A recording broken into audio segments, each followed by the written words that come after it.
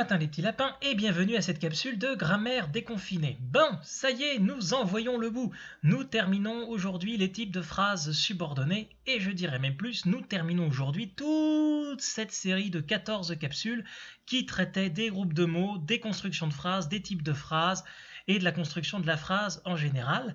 Et on pourrait même dire qu'on a terminé donc cette première série qui traitait de la grammaire car j'ai l'intention ensuite de m'attaquer un petit peu plus à la conjugaison.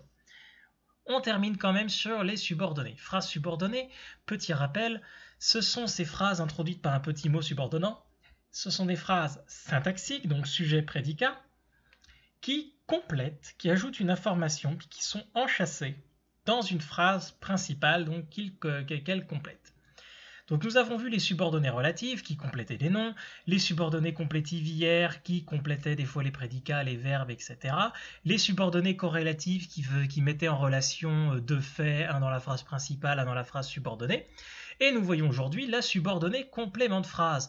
Subordonnée complément de phrase, alors là, comme son nom l'indique, on ne va pas chercher plus loin, elle n'a qu'une seule et unique fonction, c'est d'être un complément de phrase. Complément de phrase, je le rappelle, c'est donc le troisième élément qui compose éventuellement une phrase. On a le sujet et le prédicat qui sont les deux éléments obligatoires.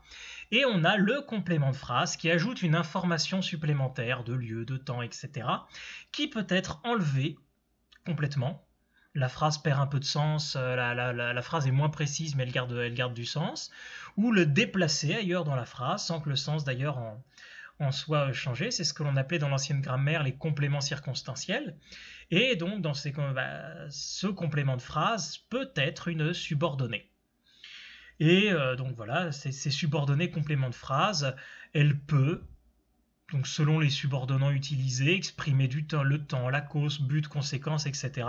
Tout ce dont je vais faire la liste aujourd'hui. Tout n'est évidemment pas à savoir par cœur, mais savoir que ça peut exprimer ces différentes compléments d'information-là, c'est toujours bon à prendre, mais voilà. L'information principale à retenir, c'est qu'au final, un complément de phrase peut être une subordonnée. Subordonnée circonstancielle de temps, ça ajoute une information de temps, donc on a alors que, pendant que, lorsque, en attendant que, etc.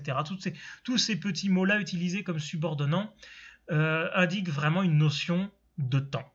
Avec une petite note, c'est que donc quand on a les subordonnants avant que, jusqu'à ce que, d'ici que, en attendant que, eh bien, sont suivis d'un verbe au subjonctif. Oui, je vous dis que j'allais bientôt m'attaquer à la conjugaison, et le subjonctif en fera partie.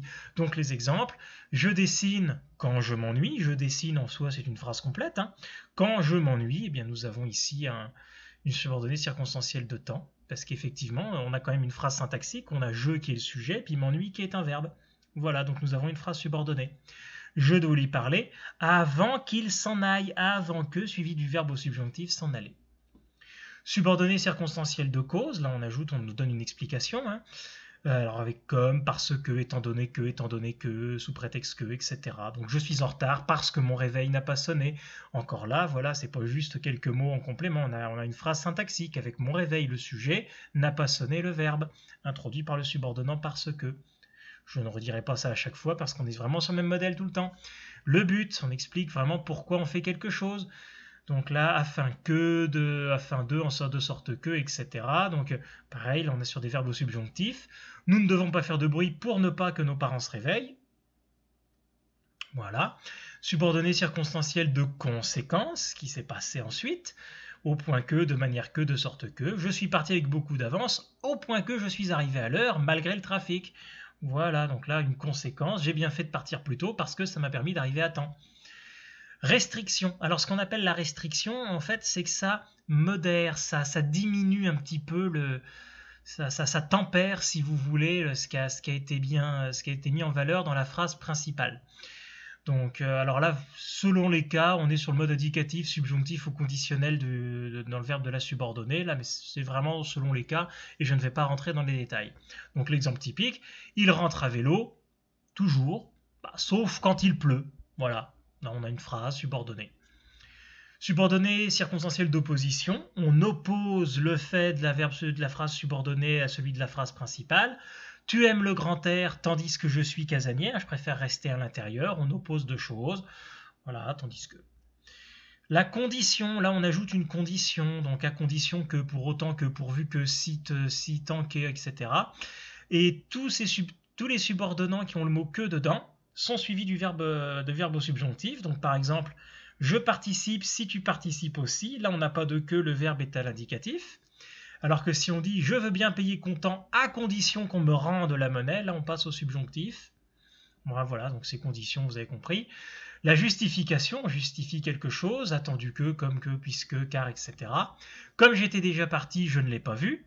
Je ne l'ai pas vu car j'étais déjà parti. On peut, en changeant de subordonnant, tout à fait changer de place la subordonnée dans la phrase.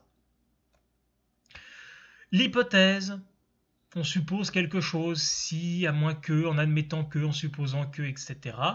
Là encore, tous les subordonnants avec le mot que dedans sont suivis du verbe au subjonctif. À supposer que je vienne, que me proposes-tu? Je serais venu si tu m'avais appelé, etc., etc. Manière, comparaison, donc tel que, autant que, comme, on s'est aimé comme on se quitte, etc. Voilà. Et finalement, la concession, on concède quelque chose, on reconnaît quelque chose en plus, voilà. Même si vous venez tous les trois, nous ne serons pas assez nombreux. Je ne me souviens pas l'avoir vu, bien que nous ayons été à la même soirée, etc. Voilà. Là encore, avec les subordonnants se terminant par que sont suivis d'un subjonctif. Donc voilà, concession, comparaison, manière, hypothèse, condition, justification, opposition, restriction, conséquence, but, cause, temps. Phrase subordonnée, donc il faut qu'il y ait un sujet et un verbe avec un prédicat dedans, introduit par un subordonnant, et qui peuvent être déplacés dans la phrase ou carrément supprimés sans que la phrase perde trop de sens. Voilà qui résume bien ce qu'il y a à savoir sur les subordonnés compléments de phrases. Et comme je le disais, c'est ce qui termine ma longue série de capsules sur la construction de la phrase. J'ai commencé à parler un petit peu des verbes au mode subjonctif, ce qui me fera une belle transition pour mes prochaines capsules qui commenceront à parler de la conjugaison. Donc ce sera la suite des conjugaisons, des temps, des modes, etc. Rien de très compliqué, ce seront sûrement des capsules assez courtes. Mais là, pour le coup, je vais m'accorder quelques jours. Là, cette semaine, nous avons eu beaucoup de réunions. Dans le même temps, comme je vous disais, nous sommes en semaine culturelle. Je n'en ai pas encore profité, alors que plusieurs de mes amis m'ont déjà invité en fait à aller profiter un petit peu du territoire. Les outardes viennent d'arriver avec le printemps. Voilà, la semaine a été très chargée. Vous voyez, là, il est encore, à l'heure où j'enregistre cette capsule, il est déjà 23 heures passées. Donc j'estime que après quasiment un mois que je fais déjà ces capsules tous les jours, avec les réunions qui s'intensifient, nous terminons tranquillement l'année, nous commençons à réfléchir à l'année prochaine, avec toutes les règles et tous les changements qu'implique la situation actuelle. Donc voilà, j'ai réussi à passer à travers ça tout en préparant ce matériel pour moi, pour mes cours de français, mais également pour le plus grand nombre. Et j'estime que je me mérite quelques jours de repos. Donc je vous reviendrai sûrement dans le courant de la semaine prochaine avec mes capsules pour la conjugaison. Mais je prends voilà quelques jours de repos que j'estime bien mérités. Et je reste à disposition dans les commentaires, et évidemment pour tous ceux qui seraient intéressés à en savoir plus sur la grammaire française. Et d'ici à ce que je vous revienne, donc c'est quelques jours, hein, je ne prends pas un mois de vacances. Je vous souhaite de bien profiter, tout comme moi, de ces beaux jours qui semblent enfin revenir. Et de peut-être le début d'un retour à la normalité avec le déconfinement. Comme quoi, ce que je n'arrête pas de répéter, on lâche pas, ça va finir par bien aller. À bientôt.